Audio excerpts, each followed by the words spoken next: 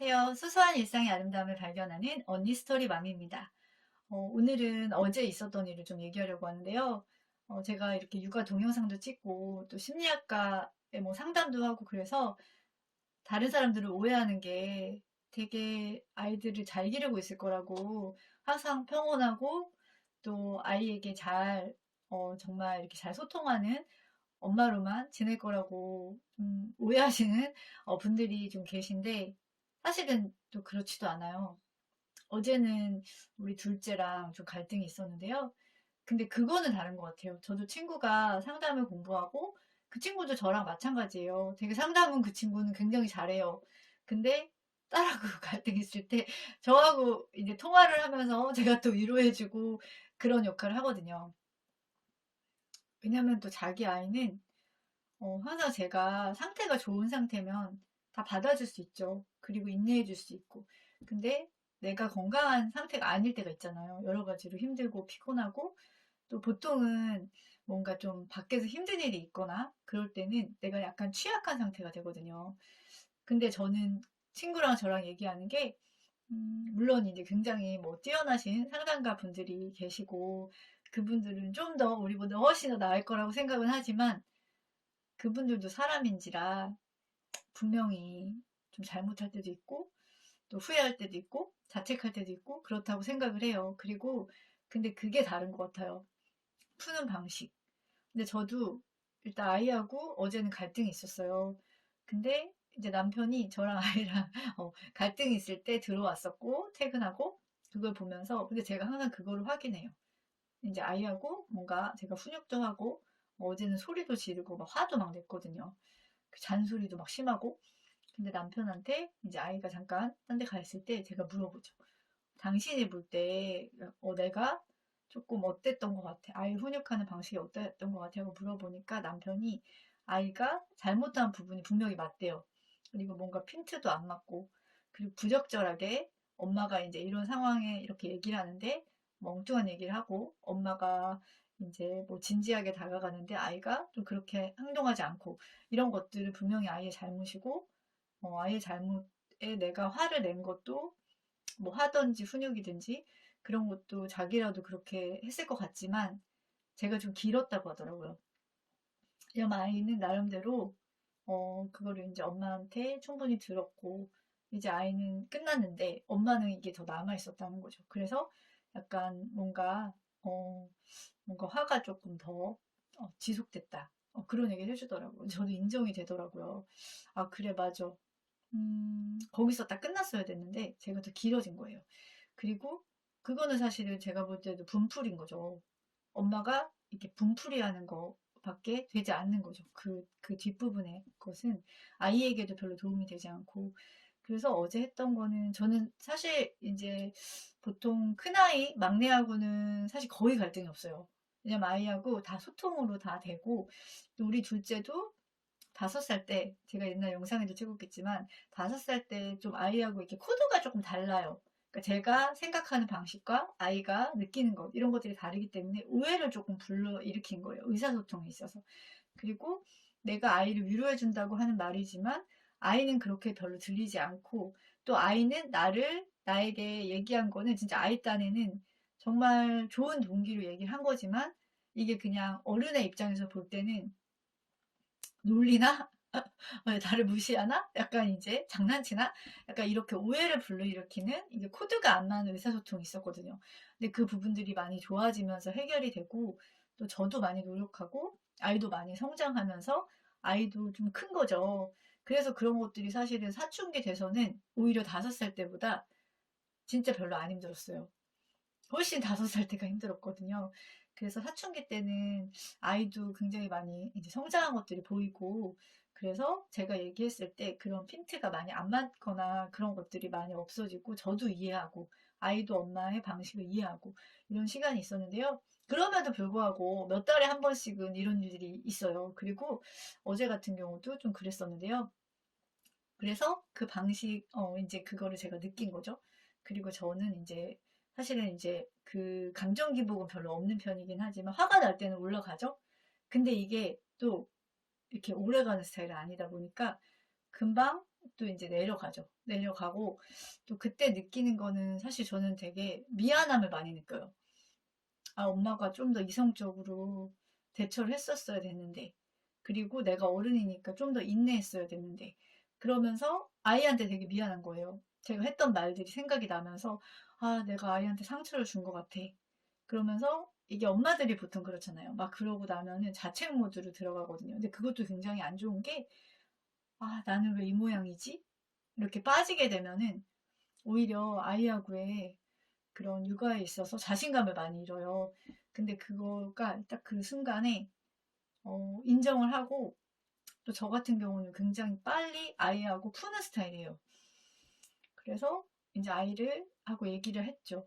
아, 엄마가 너가 이 부분을 잘못했지만 엄마가 이 뒷부분에 너는 나름대로 끝났고 해결됐고 또 인정을 했는데 엄마가 뒷부분에 너한테 너무 지겹게 얘기를 한 것 같아. 이 부분이 너무 미안하다. 라고 얘기하고 너는 나한테 너무 소중한 존재고 또 엄마는 너한테 상처 준 것에 대해서 너무 미안한 마음이 있다. 너도 알고 있지? 그러면서 또 엄마가 이렇게 한 부분에 대해서 진심으로 너가 너한테 미안하다라고 얘기를 하는 거죠. 그리고 아이도 이제 그때 얘기하다가 엄마의 마음을 또 아이도 알기 때문에 또 속상함도 있고 하다 보니까 이렇게 눈물을 흘리더라고요. 사실 사춘기 남자아이가 눈물을 흘리는 게 너무 마음이 아픈 거예요. 그리고 아이가 아이 참 이렇게 또 순수한 아이를 내가 좀 힘들게 했구나. 그런 것들도 되게 미안하더라고요. 그래서 이제 좀 아이하고 또 이렇게 다독거려주고 스킨십도 하고, 그러니까 밖에서 축구 보면서 스킨십도 하고, 또 엄마가 우리 아들 많이 사랑하는 거 알지? 엄마도 인간이다 보니까 아 이렇게 실수할 때도 있고 근데 그러고 나서 이제 끝나면 안 돼. 근데 어쨌든 얘 행동이 좀 잘못된 게 있었거든요.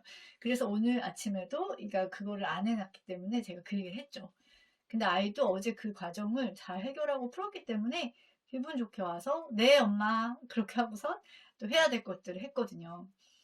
근데 미안하다고 해서 이제 가르쳐야 될 것들을 양보하면 안 돼요. 그러니까 그거는 그대로 얘가 해야 되는 부분이기 때문에 하고 그 대신 이제 제가 잘못한 부분에 있어서는 빠른 사과, 진정한 사과를 저는 하는 편이고 그러다 보니까 아이가 사실 상처가 잘 안 남는 것 같아요.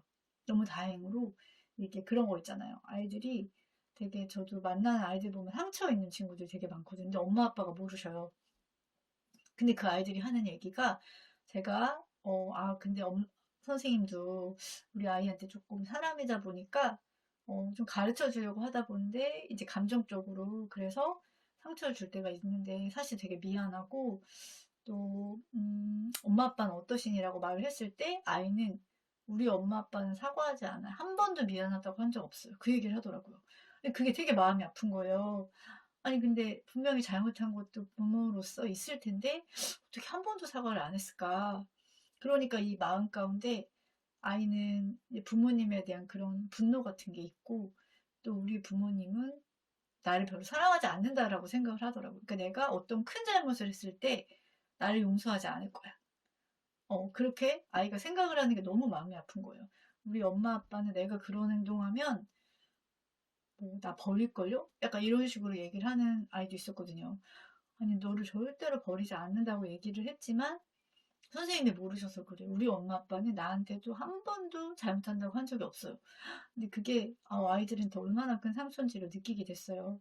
그래서 우리는 사실 하다 보면은 이게 항상 컨디션 좋을 수는 없고, 또 아이가 이제 뭐, 아이는 당연히 말을 안 들을 수밖에 없거든요, 사실. 근데 그 상황에서 내가 어른이잖아요.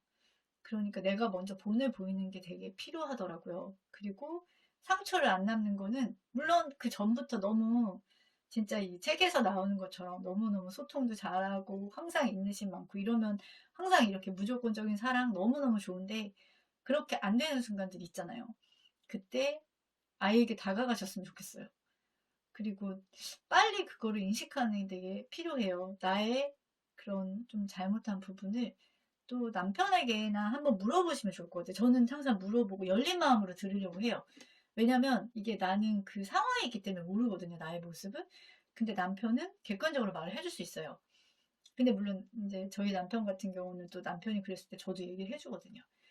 그랬을 때, 그러니까 이런 것들이 되게 필요하고, 소통하는 것도 되게 필요하고, 또 내 잘못된 부분을 남편이 얘기한다고 했을 때 기분 나쁘게 들을 필요가 없고, 이거 누가 얘기해 주겠어요? 남편이 얘기해 줄 수 있는 거잖아요. 했을 때 그거를 생각해보고 인정하고 또 그거에 대해서 해결을 하는 것, 그런 것까지 같이 간다면 우리가 진짜 사실 저도 이렇게 주변에 이제 심리하는 친구도 있고 주변에 엄마들도 있고 한데 부모한테 받은 상처가 되게 많아요. 근데 그거를 푸신 분들을 보면 부모님의 진정 어린 사과가 있었더라고요. 그 힘이, 저는 그 힘을 믿거든요. 저는 물론 저희 부모님도 완벽한 부모님은 아니셨지만 제가 부모님에 대한 존중, 그런 것들이 있고 또 고마움을 느끼는 것이 사과하는 부모셨다는 것이 저는 너무 감사해요. 그래서 제가 사과하는 게 진짜 안 어려워요. 그러니까 어떤 상황에서도. 그리고 누군가 실수하고 잘못했을 때 누가 저한테, 그러니까 진짜 화난 상황이어도 다가왔을 때 사과하는 게 너무나 자연스러운 것이 되더라고요. 그래서 우리 아이들도 그렇게 사과받고 또 사과하고 이런 것들이 되게 중요하기 때문에 저는 꼭 그것들을 하셔서 아이들한테 깊은 그 스크래치를 부모가 주는 거 너무 비극이잖아요. 예. 그래서 네, 그걸 꼭 말씀드리고 싶어요. 네, 언니 스토리 많이었습니다.